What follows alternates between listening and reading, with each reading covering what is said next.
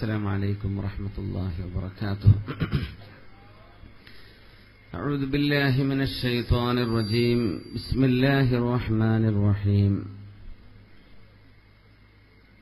أعوذ بكلمات الله التامات من كل شيطان وهامة ومن كل عين لامة. بسم الله الذي لا يضر مع اسمه شيء في الأرض ولا في السماء وهو السميع العليم. يا ربنا لك الحمد كما ينبغي لجلال وجهك وعظيم سلطانك. سبحانك لا نحصي ثناء عليك أنت كما أثنيت على نفسك. فلك الحمد حتى ترضى. اللهم صل على سيدنا محمد سيد الخلائق كلهم أجمعين، سيد الكونين والثقلين، خير من وطئ الثرى، خير من صلى وصام. اللهم صل على هذا النبي الكريم وعلى آله وأصحابه وأتباعه وأعوانه ومن والاه. أما بعد، فإن خير الحديث كتاب الله، وخير الهدي هدي محمد صلى الله عليه وسلم، وشر الأمور محدثاتها، وكل محدثة بدعة، وكل بدعة ضلالة، وكل ضلالة في النار.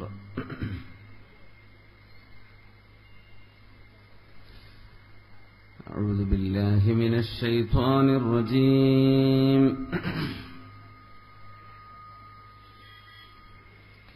بسم الله الرحمن الرحيم.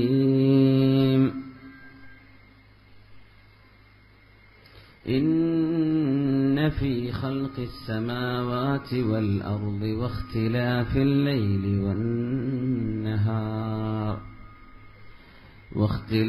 الليل والنهار لآيات لأولي الألباب الذين يذكرون الله قياما وقعودا وعلى جنوبهم ويتفكرون في خلق السماوات والأرض ربنا ما خلقت هذا باطلا سبحانك فقنا عذاب النار. بارك الله لي ولكم بالقرآن العظيم، ونفعني وإياكم بما فيه من الآيات والذكر الحكيم، وعصمني وإياكم برحمته من الشيطان الرجيم.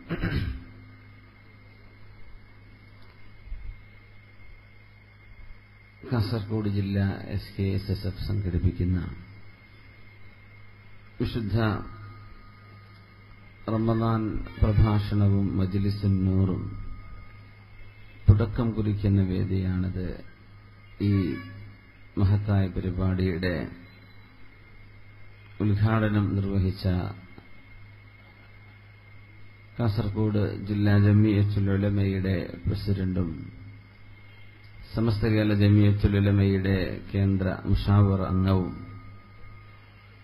പാണ്ഡിത്യത്തിന്റെ മഹാജ്യോതിഷുമായ കാസർഗോഡ് ജില്ലയ്ക്ക് അഭിമാനം, കേരളീയ സമൂഹത്തിന്റെ തണൽ മഹാനായ ശൈഖുന തോഖ ഉസ്താദ് അവറുകളെ അല്ലാഹു മഹാനവറുകൾക്ക് ആഫിയത്തും സലാമത്തും അല്ലാഹു വർദ്ധിപ്പിച്ചു കൊടുക്കട്ടെ. അവർക്കും കുടുംബത്തിലും മക്കളിലും മക്കളുടെ മക്കളിലും ഈ എനർജി നമ്മുടെ ജീവിതത്തിൽ ഉടനീളം കൊണ്ടു നടക്കാൻ സാധിക്കുമ്പോഴാണ് സത്യവിശ്വാസത്തിന്റെ ആ ഉദാത്തമായ നമ്മുടെ മുൻഗാമികളുടെ മാതൃകയിലേക്ക് നമുക്ക് എത്തിപ്പെടാൻ കഴിയുക. അതുകൊണ്ട് തന്നെ ആലസ്യം, മടി, ഉദാസീനത പോലെയുള്ള അസുഖങ്ങൾ ബാധിച്ച് ആരോഗ്യമുണ്ടായിട്ടും ഇബാദത്ത് ചെയ്യാൻ മനസ്സുകൊണ്ട് താൽപര്യം ഇനിയും വന്നിട്ടില്ലാത്ത ആളുകളെ അനമിൻഹും ഉണർത്താനുള്ള ഒരു ചടങ്ങാണിത്. ഇവിടെ തെരഞ്ഞെടുത്തത് ആരാധനാ കർമ്മങ്ങളിലെ ഉദാത്ത മാതൃകകൾ നമ്മൾ ആരംഭിക്കുന്നത് അഷ്റഫുൽ ഖൽഖ് റസൂലുള്ളാഹി സ്വല്ലല്ലാഹു അലൈഹി വസല്ലം തങ്ങളിൽ നിന്നാണ്. സ്വഹാബികളിലൂടെ, താബിഈങ്ങളിലൂടെ, സലഫുസ് സ്വാലിഹീങ്ങളിലൂടെ നമ്മളൊന്ന് ജീവിത ചരിത്രങ്ങളിലൂടെ കടന്നു പോവുകയാണ്. നമുക്കൊന്ന് പശ്ചാത്തപിക്കുവാനും നമ്മൾ ചെയ്യുന്നത് ഒന്നുമല്ല, ഇതിനപ്പുറത്തേക്ക് എന്തൊക്കെയോ നമുക്ക് ചെയ്യാനുണ്ട് എന്ന ഒരു തിരിച്ചറിവ് വേണം. മഹാന്മാർ പറയും, ഒരു ഇബാദത്ത് ചെയ്ത് അതുകൊണ്ടുണ്ടാകുന്ന അഹങ്കാരത്തെക്കാളും നല്ലത് സംഭവിച്ച പാപത്തിൽ തോന്നുന്ന പശ്ചാത്താപമാണ് എന്ന് പറയാറുണ്ട്.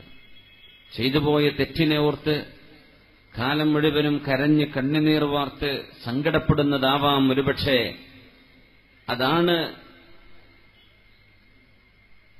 ഇബാദത്ത് കൊണ്ടുണ്ടാകുന്ന അഹങ്കാരത്തെക്കാളും നല്ലത് എന്നാണ്. ഞാൻ നന്മ ചെയ്തിട്ടുണ്ടല്ലോ, ഞാൻ എല്ലാ ദിവസത്തെയും തറാവീഹിന് കൂടിയിട്ടുണ്ടല്ലോ, ഞാൻ ഖിയാമുൽ ലൈലിന് സജീവമാണല്ലോ, മജ്ലിസുൻ നൂറിൽ ഞാനുണ്ടല്ലോ, സ്വലാത്തിന്റെ മജ്ലിസിലുണ്ട്, ദിക്റിന്റെ മജ്ലിസിലുണ്ടല്ലോ, എനിക്ക് കാര്യമായ കുഴപ്പമൊന്നും ഇല്ലല്ലോ, ഞാൻ തരക്കേടില്ലല്ലോ എന്ന ഒരു തോന്നൽ അത് അപകടമാണ്.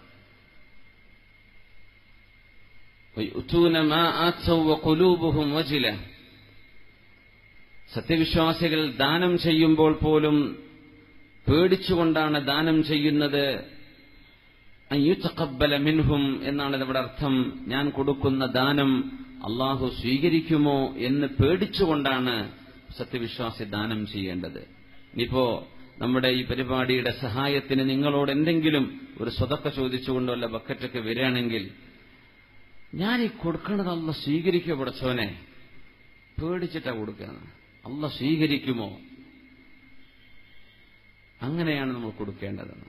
അള്ളാഹു കബൂലാക്കോ റബ്ബേ, ഈ നോട്ടെടുക്കുമെന്നല്ല നമ്മൾ പേടിക്കേണ്ടത്, അള്ളാഹു സ്വീകരിക്കുമോ എന്നാ പേടിക്കേണ്ടത്.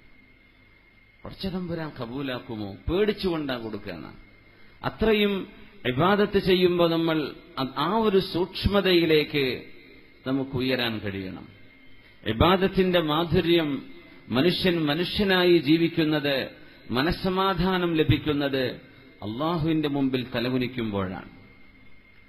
ഇബാദത്ത് അള്ളാഹുവിനെ നമ്മൾ ചെയ്തില്ലെങ്കിൽ ആ ഇബാദത്തെ പിശാചിനെങ്കിലും നമ്മൾ ചെയ്തിരിക്കുമെന്നാണ്. അള്ളാഹുവിനെ ഇബാദത്ത് ചെയ്തില്ലെങ്കിൽ ആ ഇബാദത്ത് പൈസയോടായി പോകും, ശരീരത്തിന്റെ ശഹ്വത്തിനോടാണ്. മനുഷ്യന്റെ ശരീരത്തിന്റെ ചില വികാരങ്ങളുണ്ട്.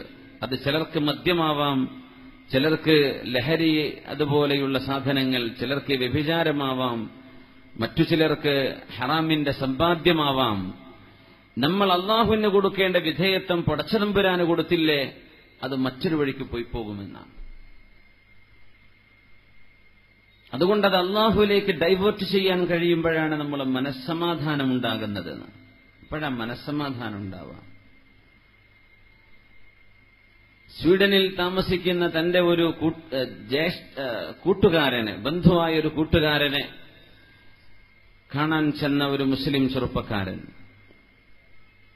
അദ്ദേഹം വഴിവിട്ട് ജീവിച്ച ഒരു സമയമുണ്ട്. നിസ്കാരം എന്താണെന്നറിയില്ല, നിസ്കരിച്ചിട്ടേയില്ല, ആരാധനയുടെ മാധുര്യം എന്താണെന്ന് അറിഞ്ഞിട്ടില്ല. അങ്ങനെയാണ്. ഇബ്നു മസ്ഊദ് റളിയല്ലാഹു തആല പറയുമായിരുന്നു, നിങ്ങൾ മുസഹഫ് എടുത്തു വെച്ചാൽ ലാ യകുൻ ഹമ്മു അഹദിക്കും ആഖിറ സഫഹ, പേജിന്റെ അവസാനം, ആഖിറ സൂറ, സൂറത്തിന്റെ അവസാനം എത്തിയെങ്കിൽ എന്ന തോന്നലിൽ നിങ്ങൾ ഖുർആൻ ഓതരുത് എന്ന്. ഇടയ്ക്ക് മുറിച്ചു നോക്കി, ഇനി എത്ര പേജിന്റെ അടുത്ത ജുസ്ആവാൻ, എത്ര പേജുണ്ട്, ഇനി എത്ര ആയത്തിൻ്റെത് അവസാനിക്കാൻ. അങ്ങനെയല്ല, ഓരോ ആയത്തും എൻജോയ് ചെയ്ത് ആനന്ദിച്ചിട്ട് പോകണമെന്ന. നമ്മൾ ചില തറാവീഹ് നിസ്കാരമൊക്കെ അങ്ങനെ തീർക്കാൻ വേണ്ടിയിട്ടാണ് നിസ്കരിക്കുന്നത്. എന്തിനാ അങ്ങനെ അരമണിക്കൂർ കൊണ്ട് തീർത്ത റെക്കോർഡ്, 25 മിനിറ്റ് കൊണ്ട് തീർക്കുന്ന റെക്കോർഡ്, എന്തിന് ഇത്ര തിരക്കുള്ളവർ എന്തിന് നിസ്കരിക്കണം? ഇതെപ്പോഴാ തീരുക എന്ന് വിചാരിച്ചിട്ടാണ് നമ്മൾ നിസ്കാരത്തിലേക്ക് കിടക്കുന്നത്. ഉസ്താദങ്ങനെ നിസ്കാരം നീട്ടിക്കൊണ്ടുപോയാൽ മുമ്പര് പുറത്താക്കുകയും ചെയ്യും അടുത്തല്ലോ, അല്ലേ? മുമ്പര് ശരിയാവില്ല. 3/4 മണിക്കൂറാണ് നിസ്കാരം. സുബ്ഹാനല്ലാഹ്, ഇബാദത്തിന്റെ ഒരു ആനന്ദം കിട്ടാതെ നമ്മൾ വലാ യകുൻ ഹമ്മു അഹദിക്കും ആഖിറ സൂറ, നിങ്ങളുടെ മനസ്സിൽ വരുന്ന ചിന്ത ഒരു ഇബാദത്തിന്റെ അന്ത്യം എപ്പോഴാണ് എന്നായി പോകരുത്. എപ്പോഴാണ് ഈ സൂറത്ത് തീരുന്നത്, എപ്പോഴാ ജുസ് അവസാനിക്കുക എന്നല്ല, ആ ഓതുന്ന ഓരോ ആയത്തും അത് ആനന്ദിച്ചിട്ട് നിസ്കരിക്കുന്ന ഓരോ റക്അത്തും ആനന്ദിക്കുക. ഇമാമുമാരെന്നെ അങ്ങനെ ധൃതി പിടിച്ചു പോയാൽ പിന്നെ മഅ്മൂമിങ്ങൾ എന്ത് ചെയ്യും? ധൃതി പിടിച്ചുകൂടാണ്.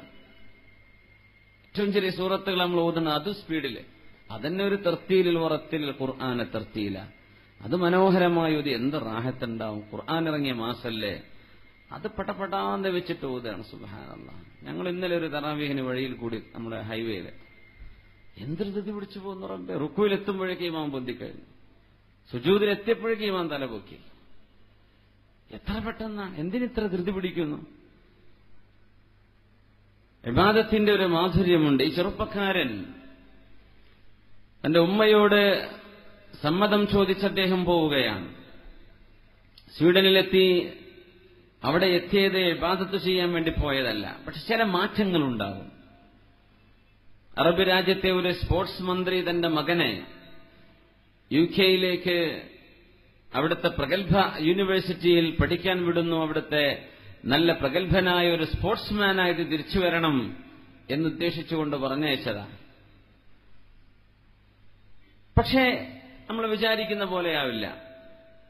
എത്രയോ കാസർഗോട്ടുകാര്, കാഞ്ഞങ്ങാടുകാരൊക്കെ ലണ്ടനിൽ ഉണ്ട്, പരിചയപ്പെടാൻ കഴിഞ്ഞിരുന്നു.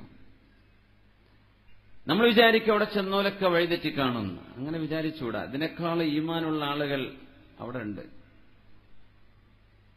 ആ ചെറുപ്പക്കാരൻ അവിടെ നിന്ന് തിരിച്ചു വരുന്നത് ഒരു ഹാഫിളായിട്ടാണ്. വാപ്പ പോലും ഞെട്ടിപ്പോയി. അദ്ദേഹം ഇന്ന് പ്രഗത്ഭനായ ഒരു പണ്ഡിതനായി മാറി. തറാവീഹിന് അദ്ദേഹത്തിന്റെ പള്ളിയിൽ കൂടാൻ തിക്കും തിരക്ക, പാർക്കിംഗ് കിട്ടില്ല, റോഡ് ബ്ലോക്കാണ്.